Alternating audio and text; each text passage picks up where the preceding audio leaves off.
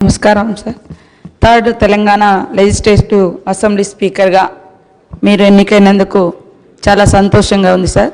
మీకు శుభాకాంక్షలను తెలియజేస్తూ మీ వ్యక్తిగత జీవితంలో కానీ రాజకీయ జీవితంలో కానీ ఎన్నో రకాల ఒడిదుడుకులను ఎదుర్కొని ఈ స్థాయికి రావడం మాలాంటి అణగారిన వర్గాల నుంచి వచ్చినటువంటి బిడ్డలకు మీ జీవితం కూడా ఆదర్శప్రాయం, స్ఫూర్తిదాయకం.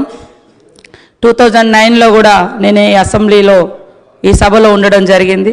గత 5 years నుంచి మేమంతా పక్కపక్కనే ఒకే క్వార్టర్స్లో ఉండి మీరు ఎదుర్కొన్నటువంటి వ్యక్తిగత జీవితంలో మీ సతీమణి గారు కోల్పోవడం ఇట్లాంటివన్నీ కూడా మిమ్మల్ని చూసినప్పుడు మీరెంతో నిబ్బరంగా ఉన్నటువంటి తీరు ఇవన్నీ కూడా చాలా చెలించినటువంటి సందర్భం. ఈరోజు మిమ్మల్ని చూస్తే చాలా గర్వంగా ఉంది.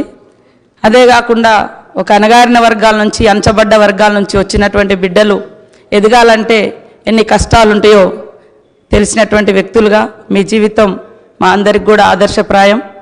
మీరు ఒదుగుతూ ఎదిగిన తీరు దేశానికి ఒక ఆదర్శవంతం. తప్పకుండా మీరు మమ్మల్ని అందరినీ కూడా సమన్వయం చేసుకొని సభ యొక్క ఔన్నత్యాన్ని, హుందాతనాన్ని కాపాడతారని భావిస్తూ ధన్యవాదాలు. సెలవు తీసుకుంటాను.